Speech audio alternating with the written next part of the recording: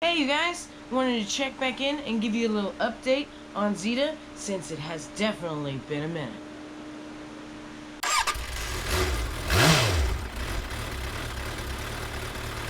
So, last we spoke of Zeta, I was using the Yi 4K Plus.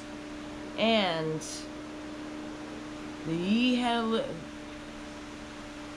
when it rains it pours. I had a couple of things happen during that time period. Not only was Zeta down and sick, but the Yi kind of took a bite for it too. Now because of that little crack in the screen, the entire touch screen is screwed. And Yi also has absolutely no customer support system.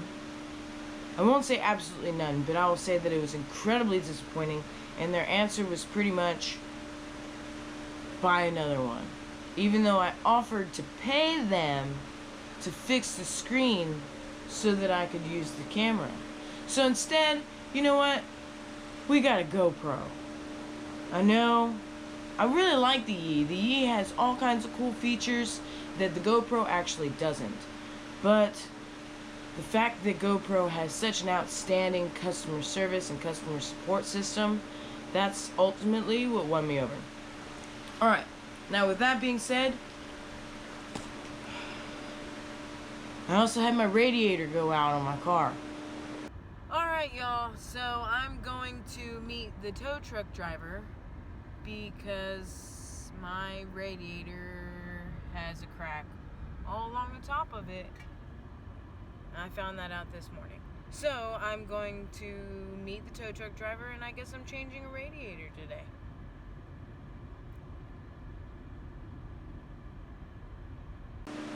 So those were kind of my priorities before getting everything that I needed back together to get Zeta back on the road. So last we spoke about Zeta, I'm also underneath the porch in my house because Dorian's about to pass soon. So the bike's in the shop, kind of protected and put away for the next couple of days. I'm just going to sit here and do a little chit-chat with you. Kind of explain what happened because I wasn't able to record exactly what I did to get Zeta back on the road like I would have liked to. So, we had an issue with Zeta's spark plug that was fixed. Just kind of tightened the coil pack down, got a new spark plug on there, and that really made a big difference making sure the battery was charged with the strength of the spark and the spark plug. So then, you know, as we discussed, you need spark, you need air, and you need fuel to run an engine. So the next place that I checked was fuel. Took a little carburetor cleaner, sprayed it in the box, and she started right up. So that let me know instantly that it was a fuel problem. So if you have any sort of issues where your bike's cranking but not starting, this is where you should start. I checked the spark plug, then I went to the fuel. You don't have to do it in that order, but that's just what I had done. Just make sure that you're checking those three things: that you have a spark, that you have fuel, and that your air box isn't clogged or anything like that.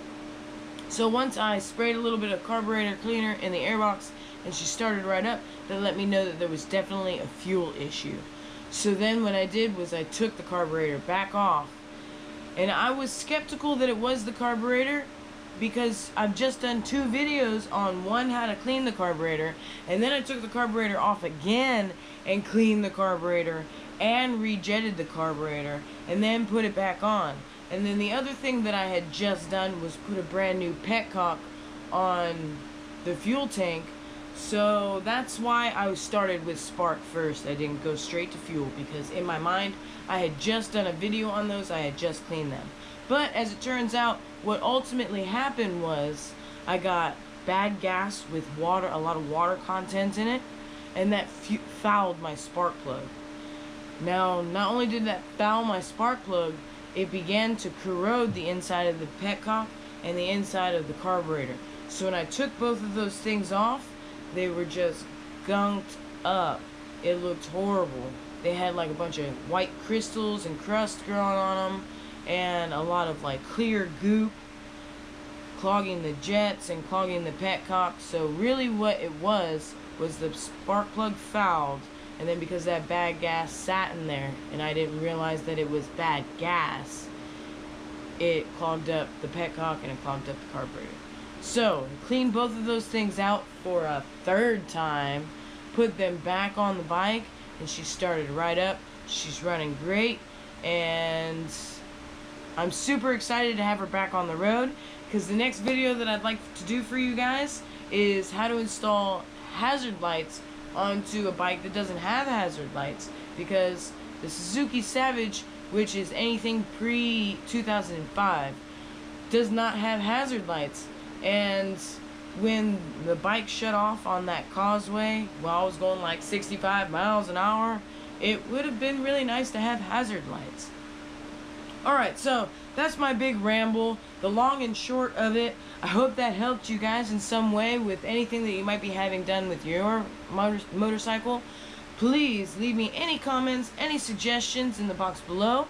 You know, leave me any questions. I love to hear from you guys, and I try to get back to you as soon as possible. So, Motorcycle Mantha out. Y'all stay safe. I'll see you next week. Make sure that you like this video, share this video, and if you want to see more in the future, consider subscribing. Motorcycle Mantha out.